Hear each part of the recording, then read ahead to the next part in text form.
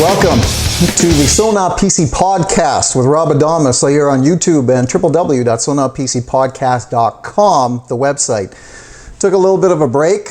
I think that I had to take a little bit of a break after how I was seeing the prelude to the election come down October 21st to what's happened after the fact. And as much as I have been an optimist about what was going to transpire, we unfortunately, at this point, supposedly, allegedly have Justin Trudeau and the Liberal Party for another 4 years. Well, I'm here to tell everybody, and I want everybody to take this video and share it continually. And I'm going to dictate something to all the Patriot Canadians right now. There is no way we are going to have the Liberal Party running this country tyrannically for another 4 years. So, that said, I wanted to discuss a movement that was created prior to the election and now is in overdrive now the election is over. And I'm talking about Wexit for those of you who are in the know and for those of you who are not. So I wanted to detail a little bit about what Wexit is, who's involved, and moving forward on a daily basis as to what is going to transpire likely out of this scenario. So I want to give you some details. Most of the Wexit deal really comes down to the disgust, frustration, anger, upset, whatever negative term you want to use for Albertans specifically, because Justin Trudeau has waged war. His words, actually. Waged war against Albertans, basically against the West. And for those of us out West, we know that he never really won this election. It may say so, that they've won, what was 157 seats? But given the amount of vote rigging, which I called out on a show months and months ago, I called out the 2015 election, which has proven to be rigged as well. Spoiling of ballots, all of the things that go into a rigging of an election happened. So I've gone so far as to reach out to Andrew Scheer's office, also Conservative MPs around the country, and if you haven't already done so, I'm imploring the Canadian people to get out and talk to your MPs about starting an investigation at the blatant vote rigging that was going on. People being thrown out of offices for recording their ballots actually being smudged. So, that said, some details. Now, Albertans voted overwhelmingly, almost 70% of the popular vote for the Conservative Party. Now, when you look at the numbers overall through the country, the Conservatives had over 240,000, let's call them maybe legitimate votes, more than the Liberals. The likelihood is that number was probably closer to 1 million votes more than what the Liberals got. But an investigation hopefully might be able to play that one out. Yet, the Libtard Party, as I like to call them, won the election. Now, the results have many Albertans questioning the place of their province within Canada, thus Wexit, which is literally the Canadian version of what's going on in the UK, called Brexit, was born. So, for those who are possibly following what's going on in the UK with Brexit, you know the corruption involved with the Labour Party and the constant delays there, even though there have been many votes by the people of the UK in order to get out of the European Union. Okay? Now, the reason for Albertans' anger is pretty easy to explain. The Liberal government has done much to thwart the economic development of the province's energy resources, and Prime Minister Justin Trudeau promised to continue with these kinds of policies via orders from the Rockefeller Foundation's $870 million war chest to create a Canada welfare state, then take over the entire energy industry by the globalist elites. Saul Alinsky, if you haven't looked into his 8-step program, I'll call it that, happens to be Hillary Clinton's hero. So that explains a little bit of what this individual is about. Create a welfare state. in order to bankrupt the country and take it over. It's exactly what Trudeau is doing via globalist orders. So, for example, in 2016, federal government canceled the Northern Gateway pipeline that would have carried Alberta's oil to the BC coast for export to Asian markets. 2017, the Energy East pipeline, which would have carried bitumen from Alberta and New Brunswick, was canceled by TransCanada, partly due to regulatory changes related to environmental assessment that were initiated by the federal government. Now let me explain something. These unbelievable regulations only apply to companies in Canada, not to those who are foreign entities, the ones who actually pollute the air, the ones who take advantage of oil prices and so on. Need I say more?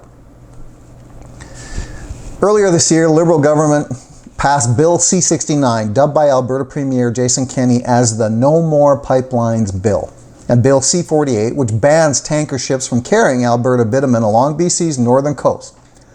Now, these actions further hamper the development of Alberta's petroleum resources. I have many friends in Alberta who for now 4 to 5 years have not been working. One of the most disturbing trends in Alberta have been the amount of suicides that have been happening. Justin Trudeau doesn't care about any of that. In fact, he smirks about it. What are we going to do in order to get rid of this guy? I've got some ideas.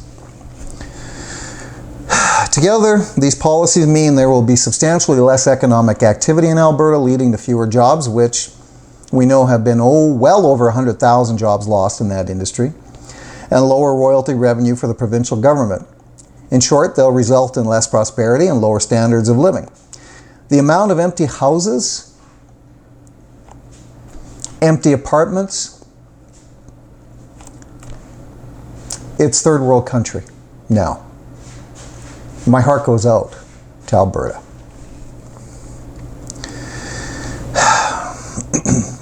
One thing that's happened in this past week,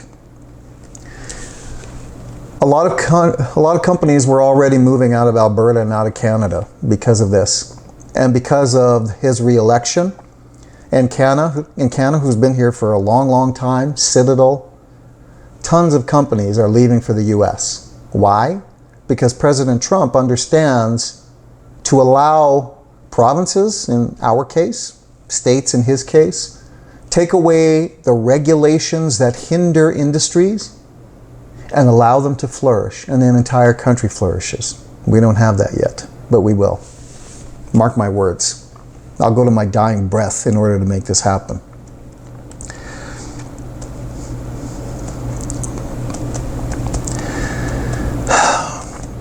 It should be the job of government to implement policies that make life better for its citizens, right? We obviously know that's not happening here.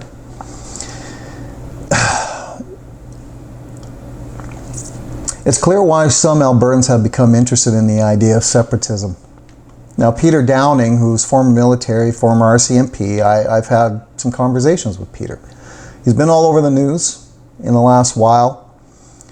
He's making a big push now that this election happened the way that it allegedly happened.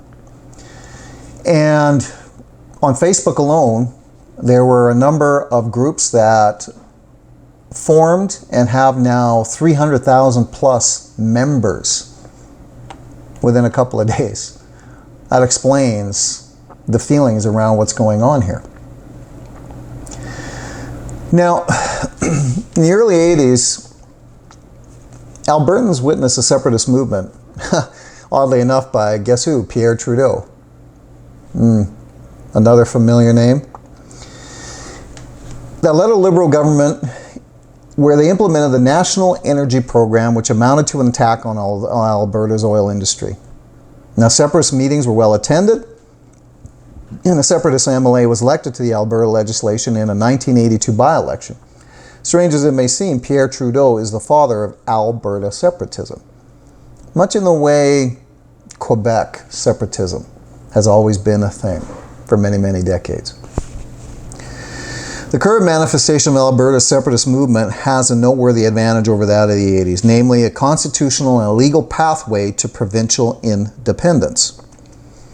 In 98, the Supreme Court of Canada issued the Reference Secession of Quebec decision. It held that the federal government was required to negotiate with Quebec if a clear majority of citizens voted for separation in a referendum with a clear question. This decision essentially created a constitutional pathway for the secession of any province under those same conditions. The federal government responded to this court decision by passing the Clarity Act in 2000. Clarity Act basically provides a legislative framework to fulfill the process stipulated by the Supreme Court. Separatist movement of the early 80s did not have a clear constitutional method of pursuing independence, and such uncertainty could cause concern that turned people away from supporting separatism. Now, however, with a clear constitutional avenue to Alberta's separation, established by no less an authority than the Supreme Court, separatists can confidently advocate for independence. The constitutional legitimacy of provincial separation has never been so strong. Now, will Alberta become independent of Canada? Open-ended answer. I think ultimately Alberta would want to be a part of Canada as much as the West wants to be part of Canada overall. But Alberta feels like it's being given no other decision right now other than to separate. Whether it does it on its own, whether it brings other Western provinces into the mix, possibly even territories, we don't know. That's going to be a daily discussion. It's a process that will take a little while to happen. But I will guarantee this, that when, I'm just going to call him what I call him right now, Justin Trudeau. Okay? I can't stand this guy. I've never hated a person in my life, but this guy is something beyond. And we've never had a revolution in Canada.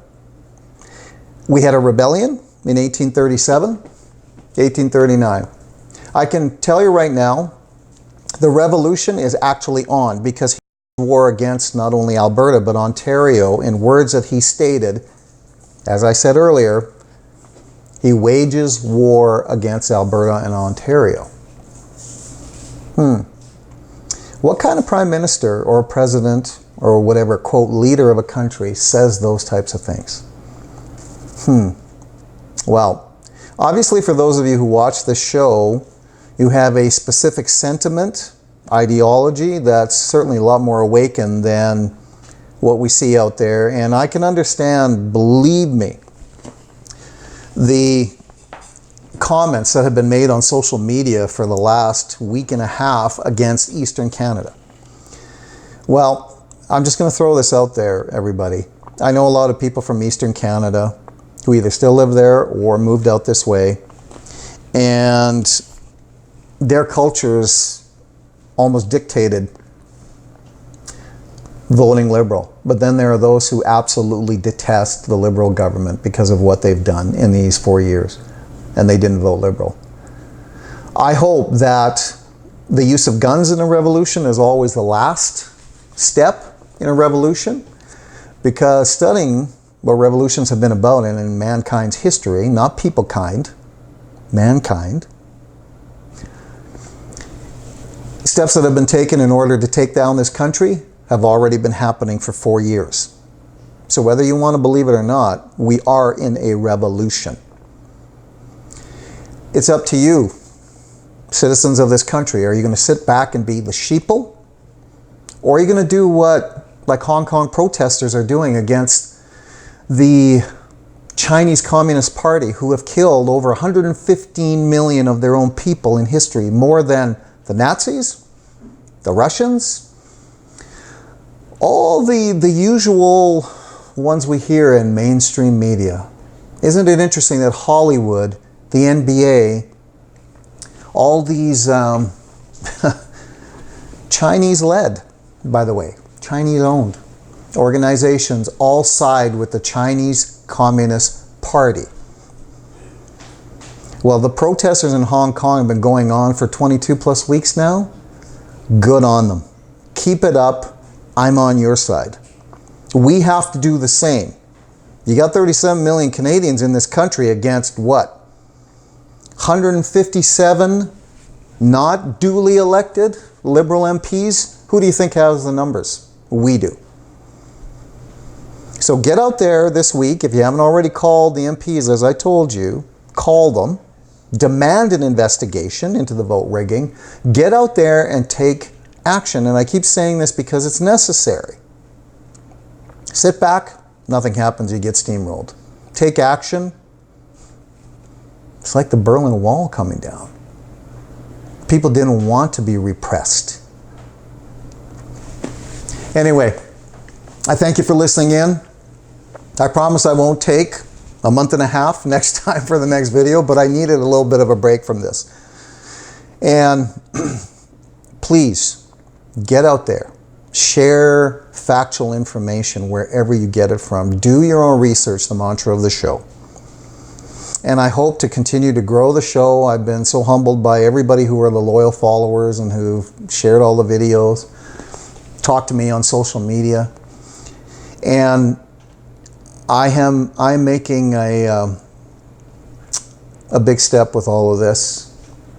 I want to take this show, hopefully national, meaning sponsored, meaning becoming the kind of a voice that is on a much bigger platform. And I'm not really sure how that's going to happen, but I'm going to put it out there to God, and I'm praying that He just shows the way on how that's going to happen, and the people and the resources show up. So thank you again for watching the So Not PC podcast with Rob Adamus on YouTube and www.sonotpcpodcast.com. And may God be with you and your family in all things. Good night.